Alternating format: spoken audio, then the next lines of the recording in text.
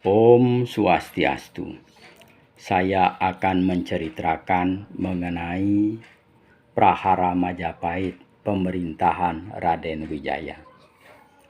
Setelah terbentuknya Kerajaan Majapahit dan dikukuhkan sebagai raja tahun 1293, Dyah Wijaya atau dikenal juga dengan nama Raden Wijaya kemudian memberikan jabatan kepada para pengikut setianya, diantaranya Arya Wiraraja, Nambi, Lembusora, Ranggalawe, dan Kebo Anabrang. Bermula dari pemberian jabatan itulah menjadi awal terjadinya prahara di Majapahit. Ranggalawe memandang seharusnya Lembusora atau dirinya lah yang diberi jabatan patih, bukan Nambi. Karena Ranggalawe menganggap perjuangan Lembusora dan dirinya lebih besar bila dibandingkan dengan Nambi. Pandangan Ranggalawe itu disampaikan kepada Raden Wijaya. Akan tetapi Raden Wijaya tetap kukuh pada keputusannya, mengangkat Nambi sebagai patih kerajaan Majapahit. Keputusan Raden Wijaya itu menyebabkan Ranggalawe kecewa. Kekecewaan itu juga dilatar belakangi ketidakpuasan Ranggalawe atas keputusan Raden Wijaya menunjuk dirinya sebagai Adipati Tuban. Kemudian pada tahun 1295, Dyah Halayuda atau dikenal juga dengan nama Mahapati, sepupu Raja Raden Wijaya, menghasut Nambi, mengatakan kalau Ranggalawe merencanakan pemberontakan. Mendengar apa yang dikatakan Dyah Halayuda, Raden Wijaya kemudian memerintahkan Nambi, Lembusora, dan Kebo Anabrang beserta pasukan Majapahit menyerang Tuban untuk menangkap Ranggalawe. Dalam penyerangan itu akhirnya Ranggalawe gugur, dibunuh oleh Kebo Anabrang di Sungai Tambak Beras. Melihat keponakannya Ranggalawe tewas dibunuh dengan kejam oleh Kebo Anabrang, Lembusora kemudian murka dan tidak terima, kemudian menikam Kebo Anabrang. Panglima perang Majapahit itu pun akhirnya tewas. Raden Wijaya kemudian mengampuni semua yang terlibat dalam pemberontakan itu. Sepeninggal Ranggalawe tahun 1295, Arya Wiraraja, ayah Ranggalawe, yang merasa sakit hati menghadap Raden Wijaya untuk mengundurkan diri dari jabatannya sebagai pesangguhan. Kemudian Arya Wiraraja menagih janji yang disepakati di Sumenep kepada Raden Wijaya.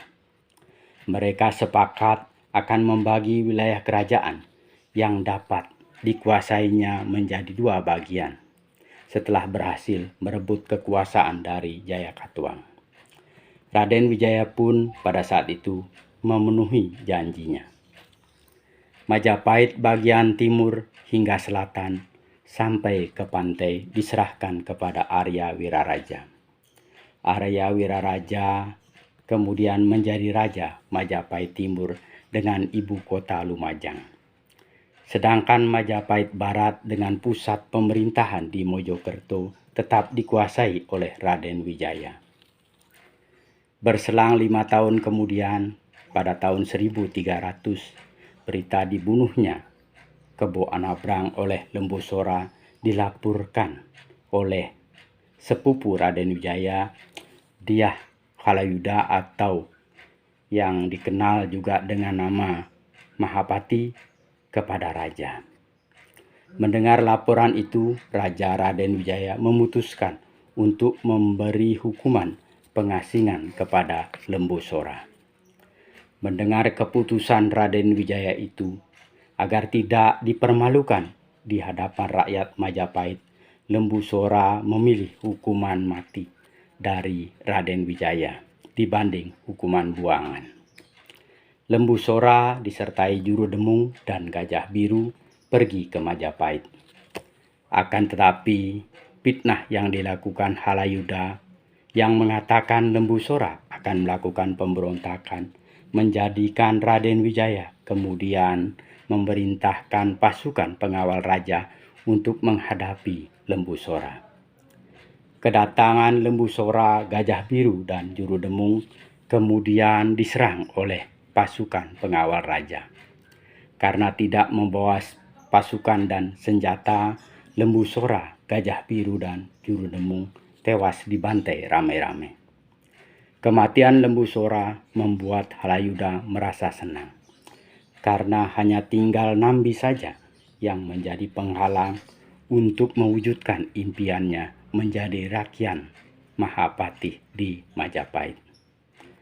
Berselang 9 tahun kemudian, tahun 1309 Raden Wijaya wafat dan kemudian digantikan oleh putranya Jaya Negara.